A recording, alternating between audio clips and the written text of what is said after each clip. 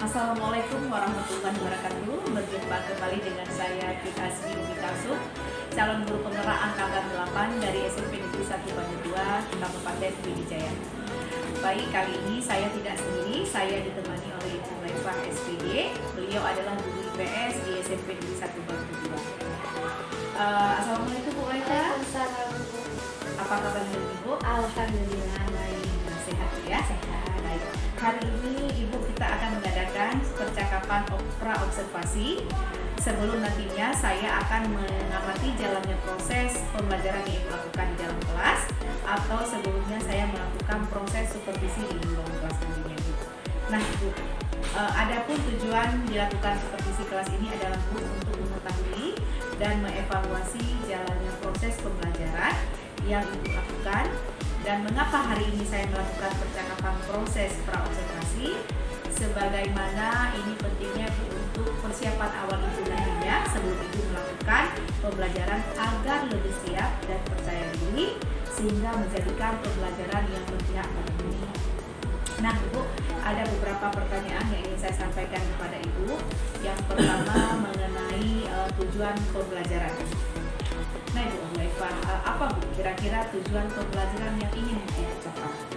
Iya, berdasarkan rancangan pelajaran yang saya tuliskan, yang pertama yaitu siswa dapat menjelaskan pengertian sumber daya alam, dan yang kedua siswa dapat menyebutkan pengelompokan sumber daya alam beserta contohnya. Baik Ibu, itu adalah tujuan pembelajaran Ibu ada dua ya. Yang pertama, siswa dapat memberikan pengertian tentang sumber daya alam serta menyebutkan contoh-contoh yang terdapat di dalam sumber daya alam. Bu Laifah tadi sudah menjawab tujuan pembelajaran Ibu ada dua ya. Baik, kali ini saya akan menanyakan area pengembangan Ibu. Nah Ibu, bagaimana area pengembangan yang ingin Ibu capai dalam observasi nanti Ibu? Jadi, mungkin area pengembangan yang ingin saya terapkan yaitu area pengetahuan dan keterampilan Bu. Nah, di mana pengetahuan siswa mampu memberikan pengertian sumber daya alam, dan keterampilan siswa mampu memberikan contoh-contoh sumber daya alam di dalam kehidupan sehari-hari.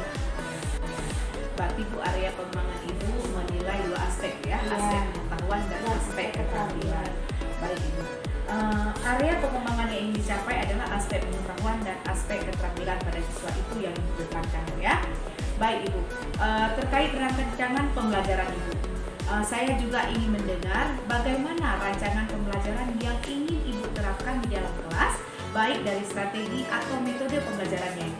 Ya baik Bu, untuk strateginya saya menggunakan metode berdiferensiasi berdasarkan kesiapan belajar siswa, serta saya akan menggunakan strategi pembelajaran dengan diskusi kelompok sesuai dengan kemampuan dan keterampilan keaktifan siswa.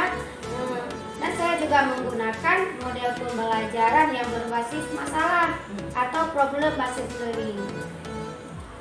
Serta Ibu memberikan penugasan ya pada setiap kelompok yang Ibu terapkan dengan media NKPD. Ibu, berarti strategi pembelajaran yang Ibu terapkan adalah berdiferensiasi yang diintegrasikan dengan pembelajaran sosial emosional menggunakan model pembelajaran problem based learning dan juga dengan metode diskusi kelompok, kemudian penugasan dan tanya jawab.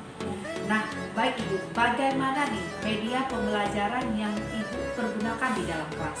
Iya Bu, media pembelajaran yang saya gunakan di dalam kelas itu berupa lembaran-lembaran atau kertas HPS dan kertas karton yang ditempelkan di papan tulis, dan setiap kelompok itu siswa menjelaskan sesuai dengan jawaban yang mereka tuliskan atau sesuai dengan jawaban hasil diskusi kelompok. Ibu juga melakukan ada nggak sebuah konten video yang akan diterapkan nantinya? Ada, contohnya misalnya video pembelajaran di saat siswa menjelaskan pengertian atau penjelasan sumber daya alam beserta dengan contoh-contohnya. Baik Ibu, berarti tadi media pembelajaran Ibu menggunakan lembar poster atau karton-karton yang akan dikelas oleh siswa, juga Ibu menggunakan lembaran NKPD ya. Siswa juga menampilkan sebuah tayangan video yang menjelaskan tentang sumber daya alam yang ada di dunia.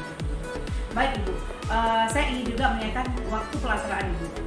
Kira-kira nih Bu, kapan Ibu melakukan kegiatan pembelajaran tersebut? Di hari apa, di kelas berapa, dan juga di jam berapa? Iya, kebetulan saya mengajar pada hari Rabu di jam 3.4 di kelas 1.3. Di kelas 1.3 ya. Baik Ibu, nanti di hari Rabu depan nanti saya akan memasuki kelas Ibu, kelas 7, yaitu di kelas 7.3 jam 3.4. Saya akan datang dan saya akan melakukan supervisi keras dan saya akan mencatat hal-hal yang terjadi di dalam kelas nanti. Setelah Ibu melakukan kegiatan observasi, nanti kita akan melakukan percakapan Bu yang terakhir, yaitu percakapan pasca observasi yang nantinya Bu didampingi oleh pengajar praktik. Siap ya? Baik Bu. Baik Bu Leva, sebelum kita mengakhiri percakapan ini Ibu, kira-kira nih apa yang Ibu dapatkan dari hasil percakapan kita pada hari ini Bu? Ya, dengan hasil percakapan kita hari ini, saya mendapatkan gambaran dari apa yang saya gunakan nanti ketika persiapan di dalam kelas, dan ilmu-ilmu yang Ibu berikan insya Allah bisa bermanfaat buat saya dan saya bisa menerapkannya kepada siswa saya di dalam kelas. Insya Allah akan saya laksanakan. Luar biasa Ibu ya, Ibu akan mendapatkan gambaran-gambaran tentang bagaimana persiapan nantinya Ibu di saat menyiapkan bahan ajar ya. Baik Ibu. Baik Bu Leva, terima kasih nih atas waktunya. Sekarang sudah berbincang-bincang dan nanti di kegiatan pra-observasi ini Ibu, kita bertemu kembali di kegiatan pasca observasi yang didampingi oleh pengajar praktik saya Ibu. Terima kasih Bu Leva atas waktunya. Assalamualaikum. Waalaikumsalam warahmatullahi wabarakatuh. Waalaikumsalam.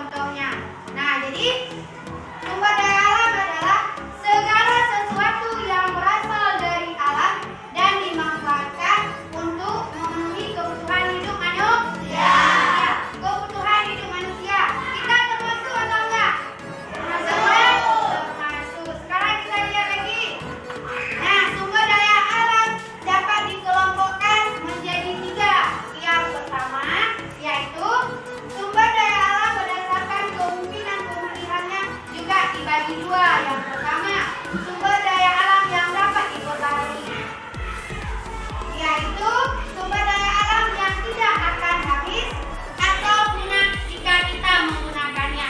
Contohnya, yaitu hewan, air, udara, matahari, tanah, dan juga air. Ada nggak kita menggunakannya ini dalam kehidupan sehari-hari? Contohnya,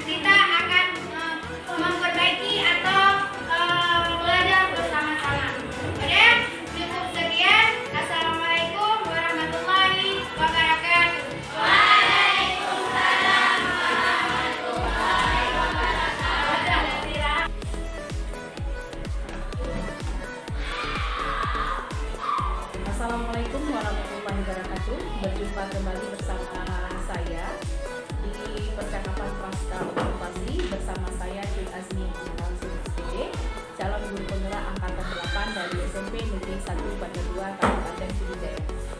Saya masih ditemani oleh Ibu Zaifa sebagai guru yang telah diobservasi pada kegiatan supervisi akademik di dalam kelas. Saya juga ditemani oleh pengajar praktik saya, Ibu Budia Rahmi, sebagai pengajar praktik pada pendidikan angkatan guru penggerak angkatan 8 Kabupaten Pidijaya. Assalamualaikum Bu Rahmi. Assalamualaikum Bu Zaifa. Bagaimana Bu kabarnya hari ini? Alhamdulillah. Bu Rahmi bagaimana Bu? Alhamdulillah. Terima kasih Ibu. Ibu juga yang kabar sehat ini, sehat walafiat dan masih dalam hidup. Baik Bu Zaifa. Hari ini kita akan melakukan percakapan pasca observasi.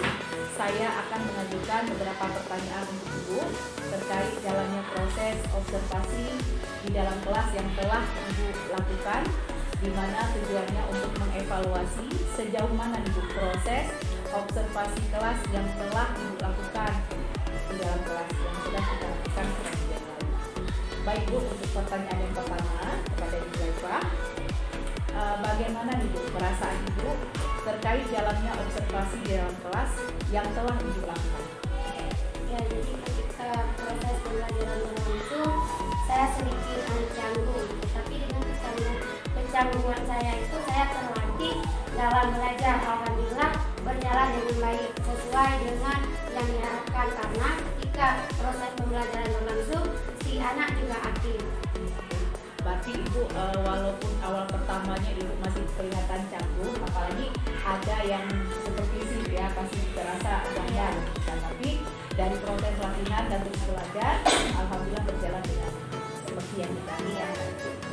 Baik Bu Zaifa. Nah, bisa nggak Ibu ceritakan kembali bagaimana area pengembangan Ibu lakukan di dalam kelas, kemudian Ibu langkah-langkah atau tahapan apa saja yang sudah Ibu lakukan di dalam kelas?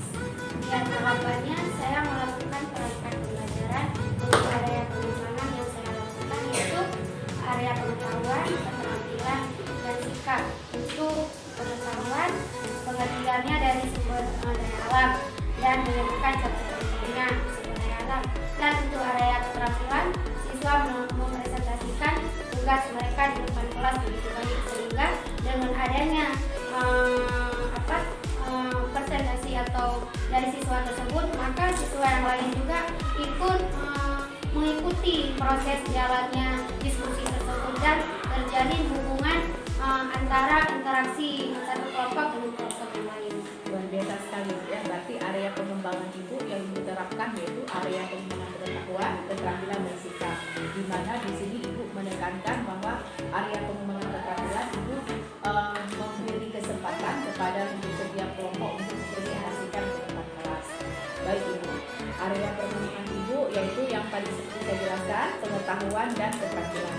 Nah, menurut Ibu nih, sejauh mana area pengembangan Ibu yang sudah Ibu sampaikan, apakah sudah berhasil atau belum Ibu? Kalau menurut pendapat saya berjalan dengan baik, tetapi yang namanya manusia pasti ada kekurangannya. Ya. Nah, di mana kekurangannya ini ketika si anak dalam kelompok lain ketika menanyakan pertanyaan kepada kelompok yang lagi presentasi. Nah, di sini mungkin pertanyaannya itu agak sedikit bisa dikatakan mungkin anak-anak itu awalnya kurang mengerti, tetapi ketika ada mereka berdialog dengan antara kawannya, maka pertanyaan dari kelompok lain itu bisa dijawab oleh anak tersebut.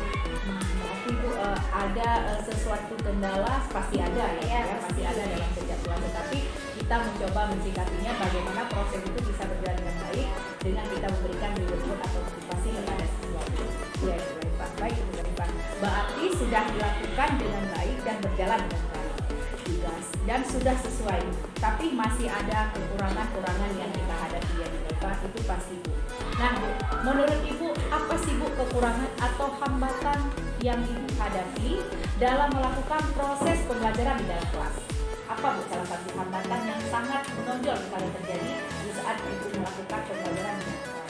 Kekurangan atau hambatan yang terjadi mungkin yang dihadapi oleh guru adalah masih ada beberapa siswa yang mungkin ketika di saat proses pembelajaran berlangsung ada siswa yang terlibat dalam kegiatan belajar tersebut apabila kerja kelompok banyak yang belum aktif, maksudnya banyak yang belum aktif, mungkin mereka ini belum sepaham dengan apa yang dijelaskan oleh kawannya, dan disinilah mungkin keterlibatan antara satu sahabat atau dari kawan dengan kawan yang lainnya sedikit kekurangan. Berarti itu kadang-kadang di dalam kelompok itu lebih mengandalkan teman, Bu, ya. Yeah. Mereka kurang menonjolkan diri sendiri. Yeah. Padahal apa yang ada di pikiran mereka mungkin sama dengan Mungkin begini, Bu. Bisa mereka ngerti tetapi susah untuk mengungkapkan, Bu, ya. Jadi dengan rasa kecenderungan itu yang susah mengungkapkan, jadi mereka rasanya kurang percaya diri untuk tampil. Ya. Itulah kekurangan kita, ya. Mungkin karena PD-nya itu belum nampak. Jadi seperti itu. Jadi membuat mereka nanti saya takut salah. Jadi akibatnya terjadilah hal yang seperti itu. Iya, Bapak. Itu memang sering kita alami, ya. Saya juga sebagai guru dalam proses belajar sering juga kita mendapatkan siswa-siswa yang begitu. Padahal mereka mampu. Ya. Baik, Bu Raifa. Nah, baik. Berarti ada beberapa nih siswa yang tidak aktif. Mungkin masih mengandalkan teman yang lain seperti yang saya katakan tadi. Nah, kira-kira mengapa, Bu, bisa hal itu bisa terjadi, Bu?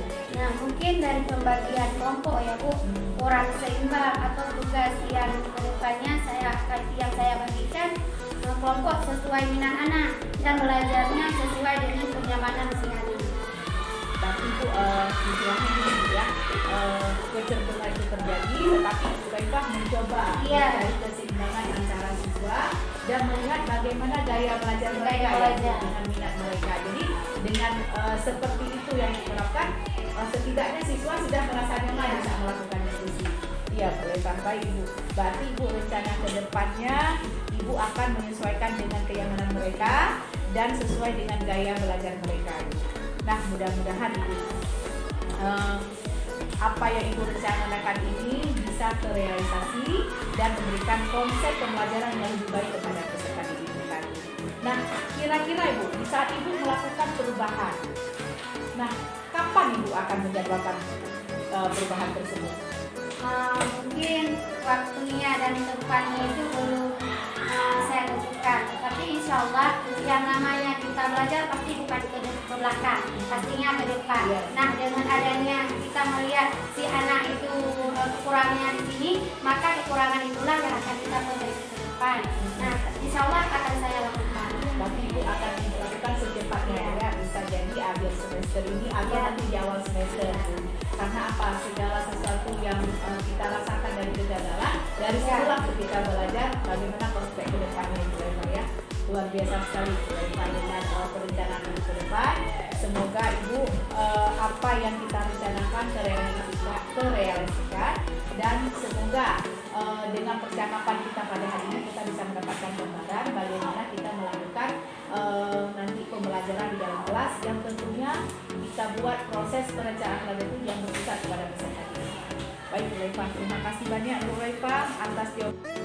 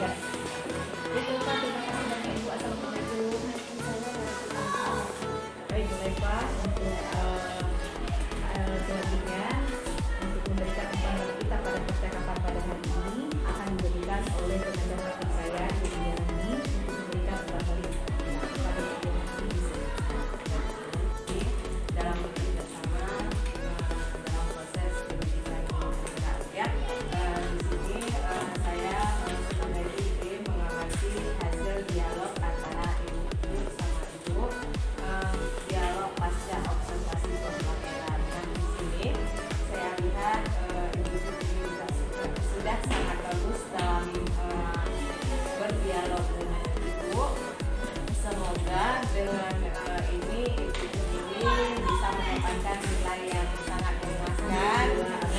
Walaupun di sini ibu masih merasa ngantuk, tetapi siswanya aktif, jadi bisa diredam ya.